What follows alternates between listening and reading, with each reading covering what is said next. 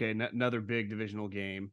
Minnesota at Green Bay. I woke up this morning scrolling X, and I saw Kurt Warner defending Jordan Love, breaking down the tape, saying no one's open. When I watch Jordan Love, even if no one's open, I see a guy that just doesn't look that comfortable. Obviously, the Packers have not played well of late. Minnesota, incredible win on Monday night. I mean, Cousins was fucking lights out, 35 of 45, almost threw for 400 yards. And honestly, the eye test was better than the numbers, especially when you factored in Jefferson's on the side, Addison coming in and out of the game. He was awesome. Short week for them on the road, divisional opponent. Kind of a kitchen sink game for Green Bay, right? I mean, you lose this game, all of a sudden we start talking about are they headed toward competing to be a top 5 drafting team? So I mean, they've I don't know. I don't quite know what to make of this Green Bay team. Besides, I don't think they're very good, but they don't feel like a team that's going to go 4-13, right? They do feel more like a 6 or 7 win team. But this is a type game. I don't think I could touch this game because the bet would be Green Bay, but it's like I don't know. Maybe Minnie's got a little juice. A lot of people are like, oh, they're not quite dead, especially when you look at the NFC. But I don't know. This is a tough one for me.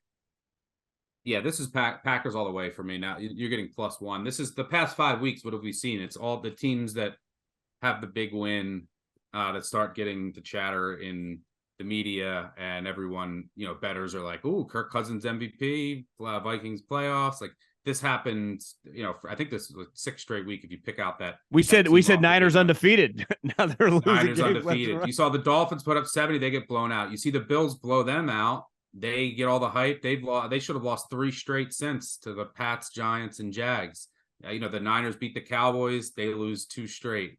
The Lions won 4 straight. Everyone's talking about them. They lose, by 130 in Baltimore. So I think this is another case where the Vikings getting a little bit too much love. Look, Cousins was in his bag. He has games like that, and he was shredding San Francisco. But I think a lot of that game also had to do with San Francisco's injuries and their mistakes. And Purdy, if you look at Purdy's numbers, I don't know if you've seen this, like before and after the concussion. I saw it. They were pretty alarming. So, and he had a couple of mistakes. And I think the 49ers, even with how great Cousins was, still win that game. Didn't Tua last year? It was either Thanksgiving or Christmas when they played the Packers, got a concussion, but they didn't know, and then threw 4 picks in the second half, and everyone's like, "That's the worst quarterback we've ever seen." Turns out he was concussed. Yeah, it happens a couple times a year, and then you'll be like, "Oh, now it makes sense." Like why they just didn't see any linebackers or safeties, and we're just throwing it straight ahead. So. Yeah, I'm not overreacting to that game and what the Vikings did. This is a Vikings team that still cannot run the ball for the life of them. So they have to just drop back and throw it 45 to 50 times. Well, that's not how you want to attack the Packers. You want to run on the Packers. They're a run funnel defense. Jair Alexander, the Packers are 2-4. They've had 3 losses by a combined 7 points. They led in the fourth quarter in 3 of their 4 games. Their offense has been so inconsistent, as you'd expect with Jordan Love, and an offense that has injuries, that's had injuries on the offensive line and wide receiver. For whatever reason, their offense grades out dead last in the NFL in the first half and number 1 in EPA per play in the second half. Makes sense of that because I can't. But I don't think they're as bad as they've looked or as people think. And this is a good matchup for them because Minnesota can't run the ball. Jair Alexander, one of the best corners in the NFL, didn't play last week. And he's missed a couple games. He's going to play, so you can put him. You can shadow Addison with him. No Jefferson, and I think that this Minnesota offense will not look anywhere close outdoors to what it did last week. And the other side of the ball, the Green Bay offense. I'm not really sure what Matt LaFleur is doing play calling wise. They're not really taking many shots. Granted, they've had a ton of injuries, but does he trust the quarterback?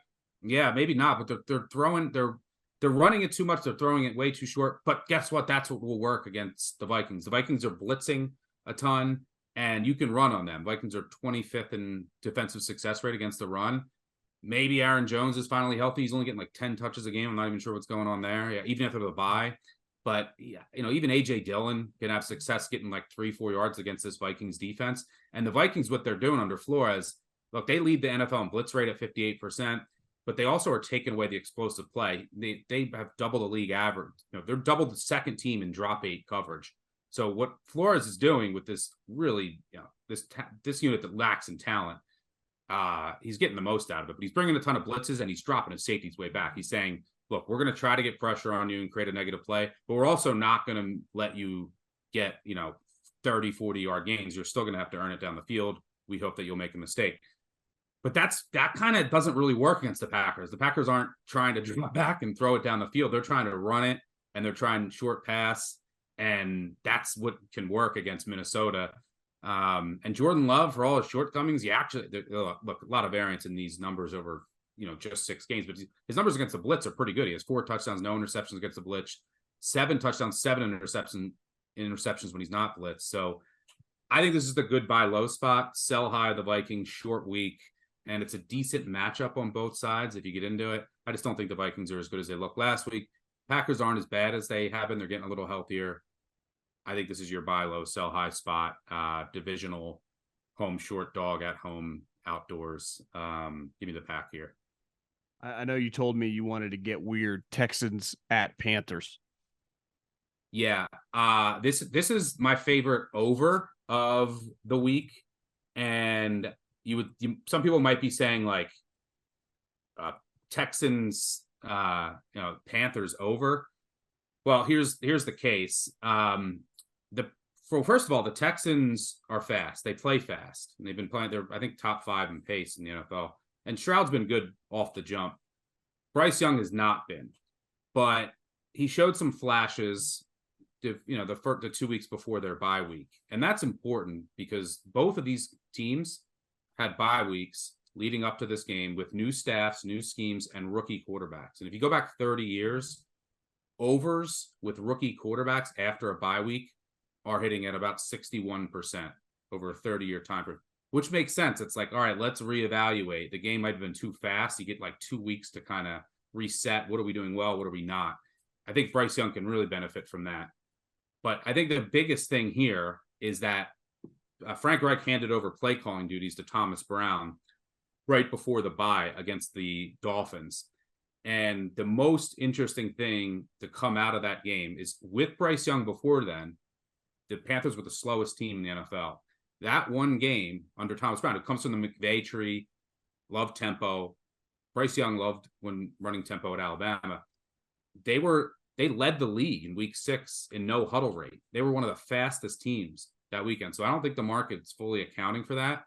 I think the Panthers, with Thomas Brown calling plays after the bye, I think they're going to go from one of the slowest teams to one of the fastest. So even if it's a disaster with Young, at least they're going fast. So this game, I think, will be played at a really high tempo. I think Stroud's been good from the jump, and he's even had a disastrous offensive line in front of him. I mean, you different guys out every week. So you have a healthier offensive line, 2 weeks to reset. So I think both quarterbacks will play better. I don't know how much better Stroud can play as a rookie, but I think, and this game will be played at a high pace. Neither defense is any good. So yeah, I think this has this sneaky shootout potential where it turns into like that narrative game where, your 2 rookies are battling it out. And it turns actually into a fun game that no one was anticipating being fun.